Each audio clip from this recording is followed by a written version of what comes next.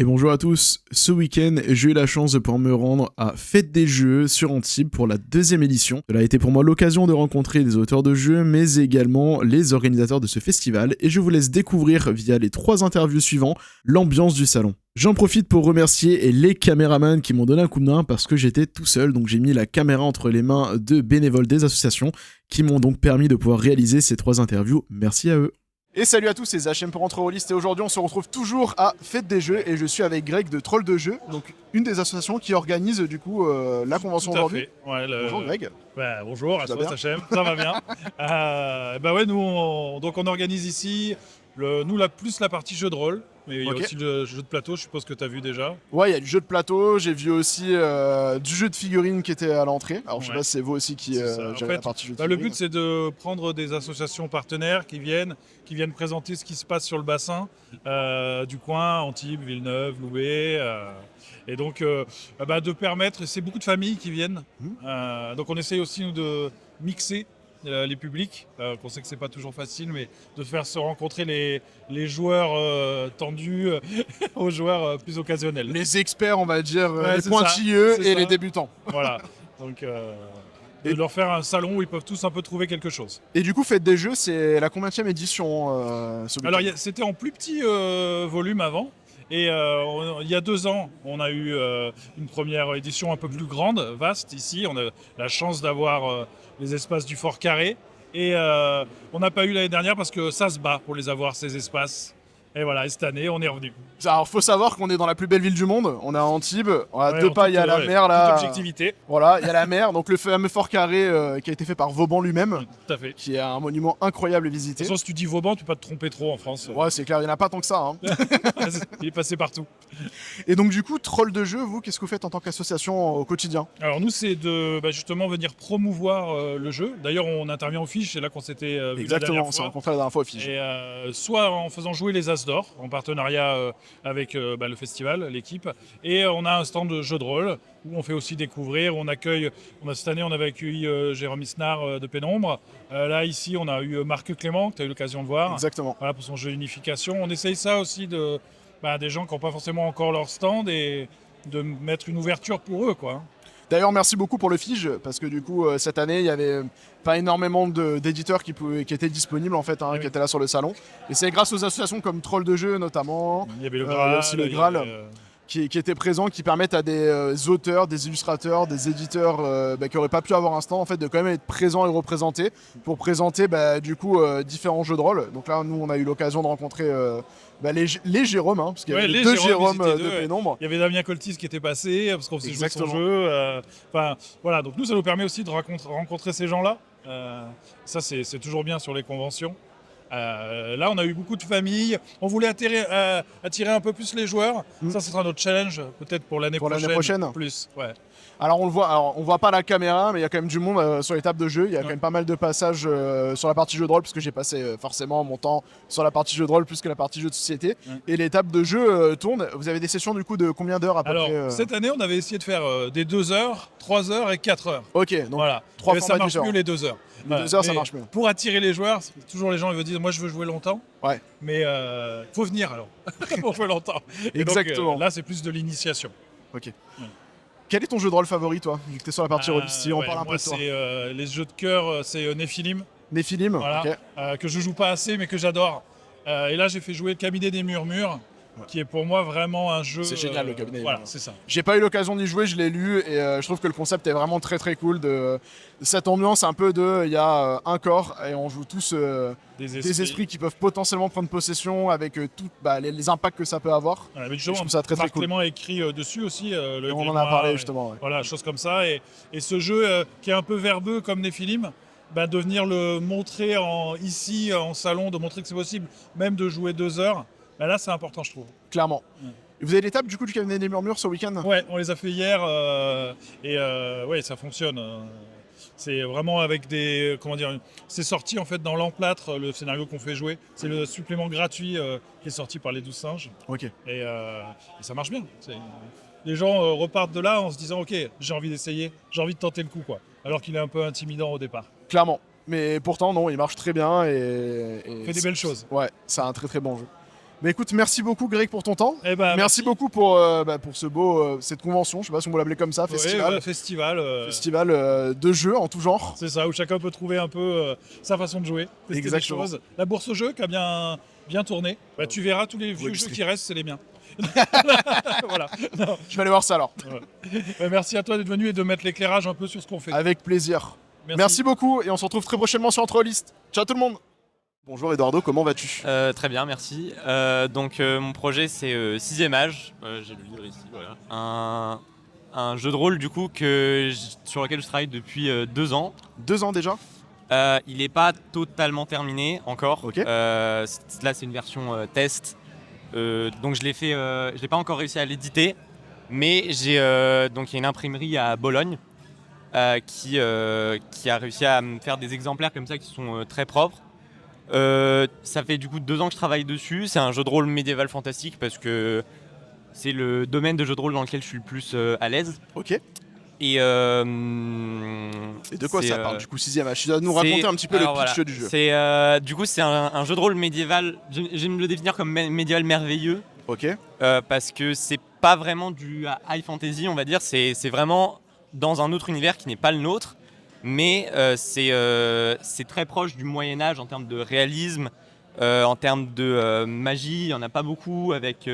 C'est pas des dragons qui se baladent dans tous les coins de rue, des gobelins ou quoi dans les villes. C'est vraiment presque notre Moyen-Âge à nous, dans un autre univers qui a ses propres caractéristiques. Et en fait, tout l'aspect fantastique, tout l'aspect magie, on va le retrouver beaucoup plus en termes de mythes. C'est un peu plus des légendes que les joueurs du coup, vont pouvoir aller découvrir dans les fins fonds des grottes ou des châteaux perdus dans les petits coins de l'univers. Alors du coup c'est les mythes et la magie qui ressemblent à ce que nous on avait dans notre monde au Moyen-Âge, un peu comme l'interprétation de Camelot, la série Camelot. Exactement. Ou est-ce qu'il y a des choses un peu spécifiques de l'univers du coup de 6ème âge? Alors il y a donc tout un système de religion qui est spécifique au jeu. Okay. Les dieux aussi ont une certaine histoire, un certain lore, des interventions qui sont caractéristiques de ces dieux-là, une mentalité, un caractère bien précis. Il y a beaucoup d'éléments qu'on retrouve effectivement dans le folklore du Moyen-Âge, que ce soit justement dans les légendes arthuriennes ou dans d'autres légendes du Moyen-Âge, qui ont été mises dans le jeu et qui parfois ont une provenance expliquée. C'est-à-dire que, par exemple, une créature qu'on connaît tous très bien, c'est le dragon. Le dragon va avoir des origines qui sont propres à l'univers, bien que le dragon soit une créature qu'on connaît tous et qui ait des caractéristiques communes qu'on connaît tous. D'un point de vue règle, du coup, comment ça fonctionne? Comment on joue à 6ème âge? Alors, c'est un petit peu semblable à du Donjons et Dragons, donc c'est assez facile à aborder. Mais ici, on va jouer sur du descent. C'est-à-dire qu'en fait, on a le système principal en fait, se joue avec des 9 caractéristiques qui sont notées de 0 à 40. Et en fait, on va à chaque fois lancer un dé 100. On va ajouter le résultat, on va ajouter la valeur de caractéristique. Et on va devoir dépasser un certain seuil de difficulté qui a été fixé par le MJ en fonction de la difficulté de l'action. Et après, il y a une autre mécanique qui s'ajoute à ça, c'est les compétences. Donc les compétences, il y en a vraiment beaucoup, il y en a une centaine dans le livre, et elles ont toutes une mécanique particulière. Donc évidemment, vous n'aurez pas toutes les compétences écrites sur la fiche, mais chaque personnage a une compétence avec une valeur allant de 1 à 20. Et en fait, les joueurs peuvent, s'ils connaissent bien leurs compétences, utiliser les compétences pour les aider dans leur jet, voire réussir automatiquement un jet. Donc après, le fonctionnement de cet avantage est décrit spécifiquement pour chaque compétence. Il y en a qui sont moins utilisés que d'autres forcément parce qu'il y en a qui sont plus communes. Et en fait, ça ressemble un petit peu à un système de Warhammer V1. Donc dans Warhammer V1, c'était... Ça me choque pas, hein, parce qu'on en parlait tout à l'heure et du coup, le club dans lequel tu joues, il y a beaucoup de Warhammer V1 apparemment. Il y a beaucoup de Warhammer V1 et donc ça ressemble beaucoup à ça parce que voilà, c'est une mécanique que je trouvais très bien. Et ici, du coup, j'ai un peu modifié, j'ai ajouté une valeur parce que dans Warhammer V1, c'est des compétences qui du coup aussi peuvent apporter des avantages au jet. Là, j'ai décidé d'ajouter une maîtrise de la compétence, du coup, et plus on maîtrise la compétence, plus le jet va être facilité, on va dire. Et du coup, le choix des compétences, c'est à la main du MJ qui va dire fais-moi un jet de telle compétence, ou c'est vraiment le joueur qui va dire j'aimerais exploiter en fait telle chose parce que j'ai tel et tel élément qui me permettent de faciliter. Alors en fait, le MJ, du coup, ce qui va se passer, c'est qu'il va dire fais-moi par exemple un jet de force pour pousser le caillou. le joueur va peut-être voir sur sa feuille de personnage qu'il y a une compétence qui s'adapte à la situation et il va pouvoir dire « Ah mais moi j'ai telle compétence avec telle valeur, est-ce que ça me donne un avantage ?» Donc en fait le MJ il va juste te donner le jet de caractéristiques à faire et c'est au joueur de dire quelle compétence il utilise. C'est de la co-construction du coup narratif dans le sens où le joueur va dire je veux le faire de telle manière en utilisant telle compétence et le MJ va valider ou pas, exactement. qui va lui accorder du coup le bonus pour réussir C'est un peu une collaboration entre les deux on va dire pour savoir comment se déroule l'action. Et après il y a aussi du coup toute une partie avec les compétences d'armes cette fois qui sont des compétences à part où là j'ai un peu je me suis inspiré un petit peu du système de l'anneau unique. J'ai un petit peu donc dans l'anneau unique il y a des compétences d'armes. En fait, c'est des petits points je crois de 1 à 5 ou de 1 à 6 sur chaque arme. Là, en fait, c'est des valeurs. Et en fait, pour chaque arme, on va avoir une valeur de maîtrise d'arme qui permet de taper l'ennemi. Et après, on va avoir des parades. Et donc, pour chaque arme, on a des valeurs de parade qui sont inspirées de l'escrime moderne. Parce que je fais de l'escrime aussi, du coup, je me suis un peu inspiré de ça. Et en fait, quand on va attaquer quelqu'un, on va considérer qu'on le touche automatiquement en fait. La seule manière pour lui de ne pas être touché, c'est soit de parer, soit d'esquiver l'attaque. Donc c'est pas on va dire à l'attaquant de rater son attaque, c'est au défenseur de ne pas se la prendre. Ok. Ouais, c'est inversé à rapport à ce qu'on pourra avoir l'habitude avec du Donjons et Dragons où c'est à l'attaquant de toucher en passant la classe d'armure et que forcément s'il passe pas la classe d'armure ça va être l'épée qui va ripper ou il va prendre une parade précise à ce moment là parce qu'il a pas réussi à passer. On est dans le sens inverse du coup de... Voilà exactement. Du coup tu crées ton jeu de rôle depuis 2 ans, comment ça se passe la création? Qu'est-ce qui t'a donné envie de te lancer en fait dans la création d'un jeu de rôle? Alors au début du coup on y travaillait du coup avec un ami, Tommaso que je salue s'il regarde. Et donc en fait au début c'était vraiment super brouillon, c'est-à-dire que c'était vraiment une idée comme ça qui nous est venue, on était là avec des feuilles de brouillon dans le bus à faire des idées. Et du coup après ce qui s'est passé c'est qu'une fois qu'on a eu suffisamment un peu de base, on avait toutes ces feuilles de brouillon, je me suis dit on va mettre ça au propre. Et donc au début on savait pas trop quel logiciel utiliser, quel logiciel avait la meilleure mise en page. Au final on est parti sur un LibreOffice sur PC, voilà.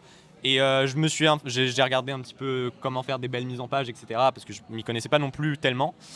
Et du coup j'ai commencé à faire déjà à faire un espèce de schéma de comment je voulais que le livre soit, c'est-à-dire que j'ai pris les noms des chapitres, comment je voulais que le livre soit structuré.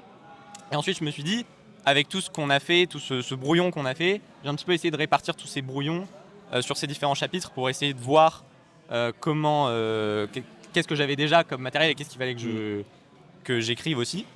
Et donc j'ai juste commencé à rédiger en fait dans l'ordre des chapitres. C'est-à-dire que ici si vous voyez, on a le premier chapitre par exemple, c'est une introduction au jeu de rôle.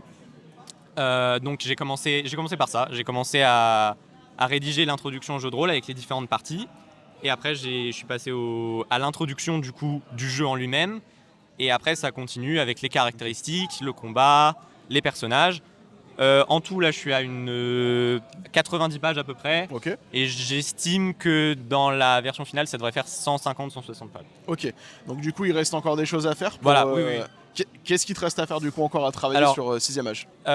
Justement, il y a toute la partie de l'univers et de l'histoire du monde en général, et de l'histoire des créatures, des peuples, tout ça, qui est clair dans ma tête. On a déjà des feuilles de brouillon, on a tout qui est détaillé, mais rien n'est rédigé. Et donc il faudra que je rédige tout ça proprement et aussi d'une manière un peu, on va dire narrative peut-être, une manière qui permettrait aux lecteurs de ne pas se perdre, parce qu'on a fait beaucoup de choses et donc il faut bien les ordonner. Et là il me reste du coup tout ça à rédiger, un petit peu les différentes parties de l'univers, un peu un guide de l'univers pour que le MJ quand il lise le livre, ou le joueur même puisse bien s'orienter et sache quoi faire finalement. Voilà, donc ça c'est principalement ce qui me reste à rédiger. Et après il y a plein de petits détails sur la magie que j'ai pas complètement terminé. J'ai terminé les bases, mais il me manque par exemple tout ce qui est sortilège plus avancé, etc. Mais le jeu en l'état est jouable. C'est juste que. Là d'ailleurs tu le fais jouer sur le salon. Voilà, exactement. Bah écoute, merci beaucoup pour ton temps, merci beaucoup pour créer un jeu de rôle. On te souhaite de trouver un éditeur, d'arriver à la fin de ton beau projet. Et on se retrouve très prochainement pour rentrer aux listes. Ciao tout le monde! Je suis avec Marc qui va nous parler de son nouveau jeu qui s'appelle Unification. Bonjour Marc, comment vas-tu? Salut, ça va très bien. Et oui, je vais t'en parler avec grand plaisir. Alors aujourd'hui tu es ici à Fête des Jeux et tu animes des tables du coup pour faire essayer Unification, si je dis pas de bêtises. J'ai été invité par l'association Troll de Jeux qui organise le festival. Et ben, comme c'est des copains, je suis venu avec plaisir et j'anime effectivement tout le week-end des tables d'unification. Est-ce que tu peux nous parler un petit peu d'Unification? Qu'est-ce que c'est comme univers? Qu'est-ce que c'est comme jeu? Ouais. Alors Unification, c'est une prochaine sortie de l'éditeur Les 12 Singes. C'est un bébé que j'ai créé, c'est un univers d'anticipation. Donc de la science-fiction très proche de nous, mais une science-fiction un peu différente de ce qu'on a l'habitude de voir. Ok.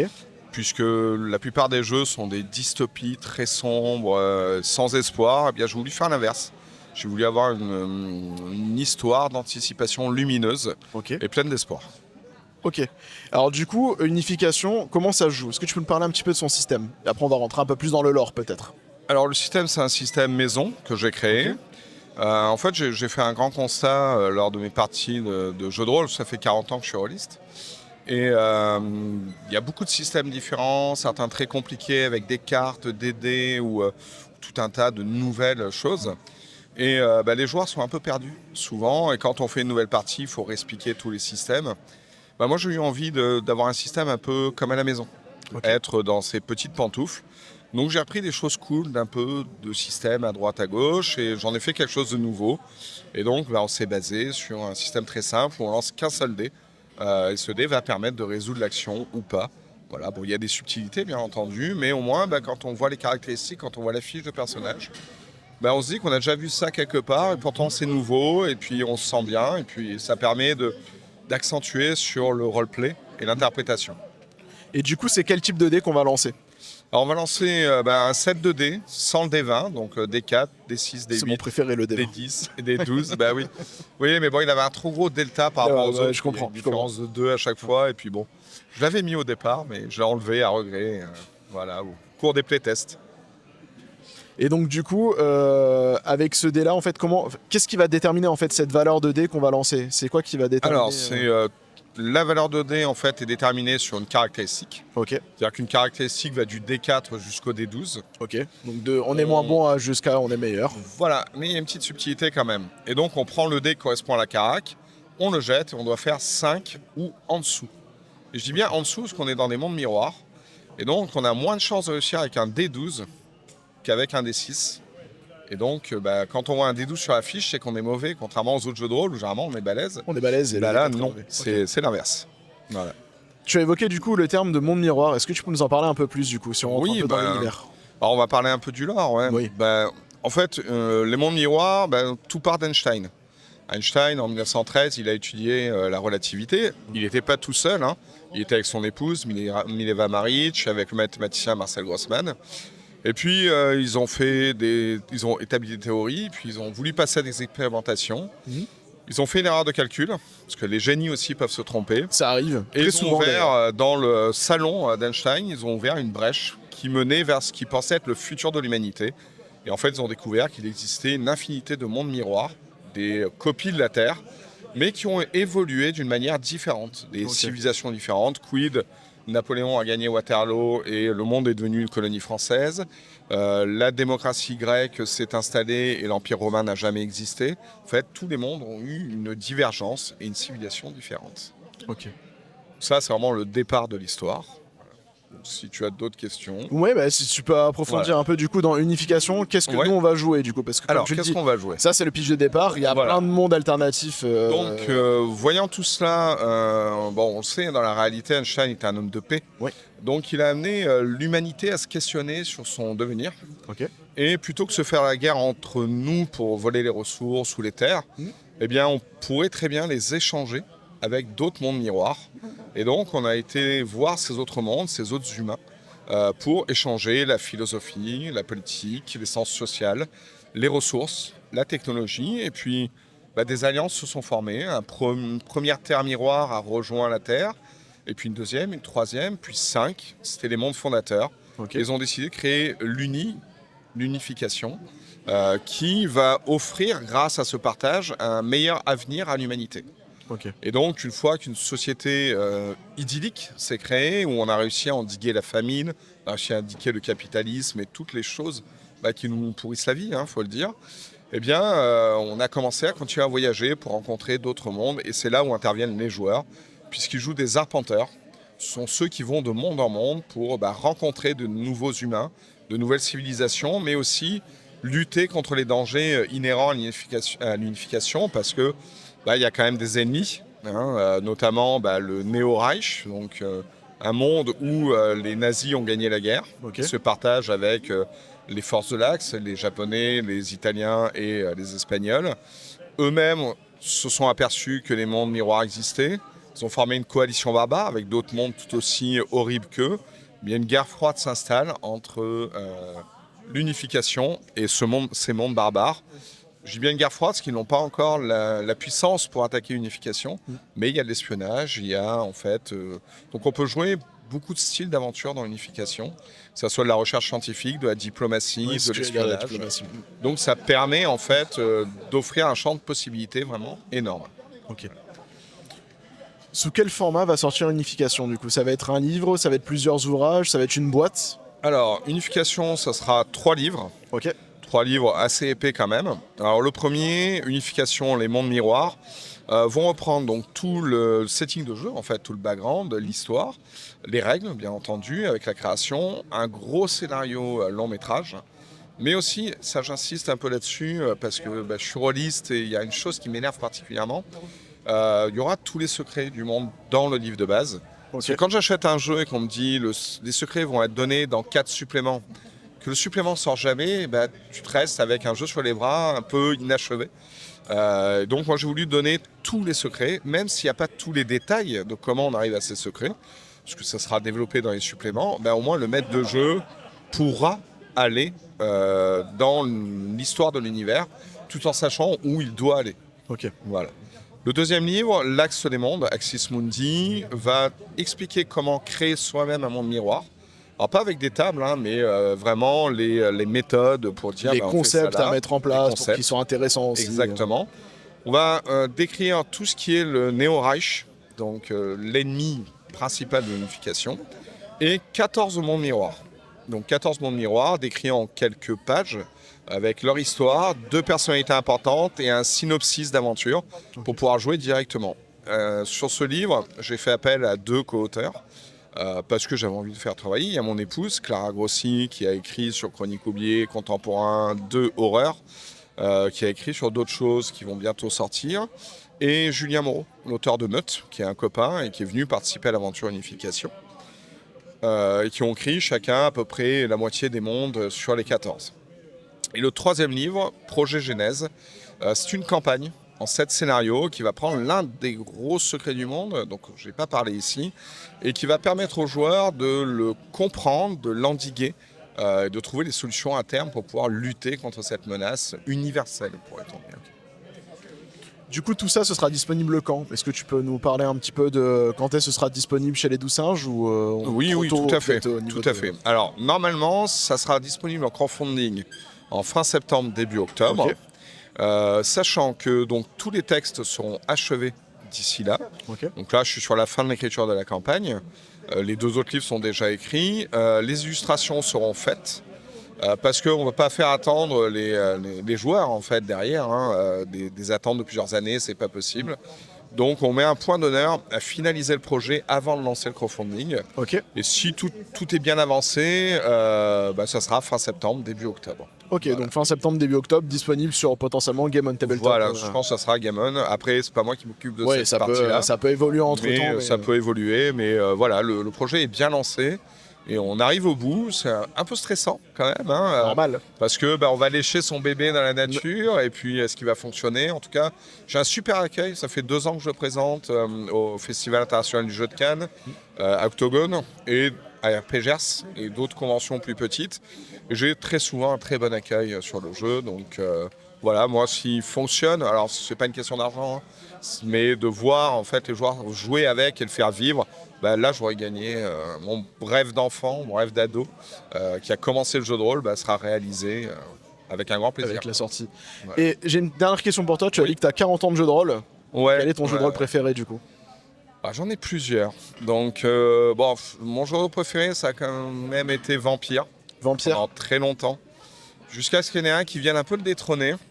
Et je vais faire encore de la pub aux 12 singes, je suis désolé. Mais en fait, j'ai découvert le cabinet des murmures. Juste au moment des Covid. Incroyable. Ouais. Donc j'ai commencé à le faire jouer et Mathias Haddad m'a invité à écrire sur ses suppléments.